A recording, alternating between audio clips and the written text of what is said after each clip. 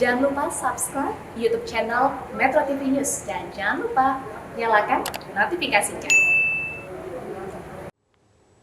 Pemirsa, sejumlah negara dunia telah menetapkan kerangka hukum untuk bergegas melakukan transisi energi. Sementara pembahasan rancangan undang-undang energi baru terbarukan di Indonesia masih tarik ulur di DPR.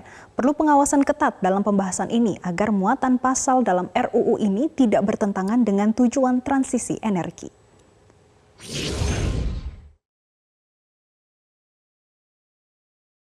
Dampak perubahan iklim dan perang Rusia-Ukraina yang mengganggu rantai pasok dan harga energi dunia membuat semua negara harus mempercepat transisi energi fosil ke energi baru terbarukan, sehingga masing-masing negara dapat lebih mandiri memenuhi kebutuhan energinya. Salah satunya dengan memperjelas kerangka hukum pengembangan dan penggunaan energi ramah lingkungan.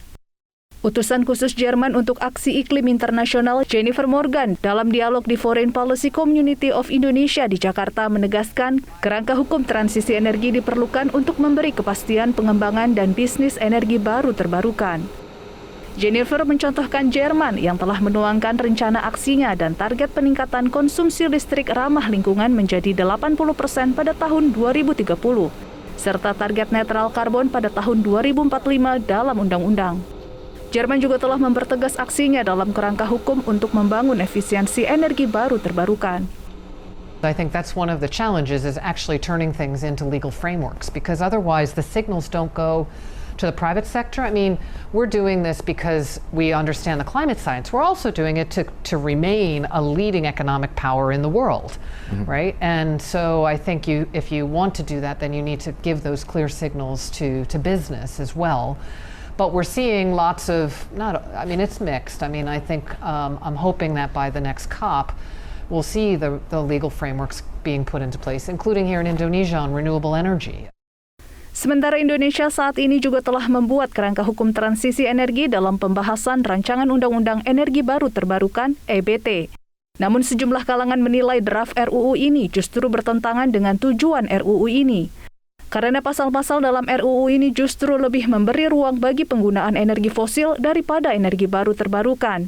Pengamat lingkungan hidup Universitas Atmajaya, Sony Keraf, menyatakan pertentangan pasal dengan tujuan RUU ini tampak jelas dalam sejumlah pasal, seperti penggunaan pembangkit energi fosil hingga pendanaan hijau yang menerapkan bunga konvensional yang seharusnya memberi bunga rendah.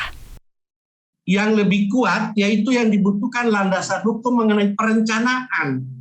Karena apa? Ada pasal di dalamnya, yaitu pasal 6 ayat 3, selalu dikatakan bahwa EBT itu dikembangkan dengan mempertimbangkan pasokan dan kebutuhan tenaga listrik serta kesiapan tenaga listrik nasional. Apa yang dimaksudkan dari itu? Kalau ternyata kebutuhan dalam negeri tentang listrik itu masih tinggi, pasokan dari energi terbarukan masih rendah dan seterusnya, maka boleh kita kembali ke energi fosil. Itu yang dimaksudkan. Dan ini pasal jebakan. Pasal jebakan bahwa ketika kita belum siap. Draft RUU energi baru terbarukan saat ini sudah hampir memasuki tahap harmonisasi di DPR. Karena itu perlu dikawal untuk mewujudkan target pemerintah dan dunia mencapai net zero emission pada rentang tahun 2060 sampai 2080. Sesuai perjanjian Paris.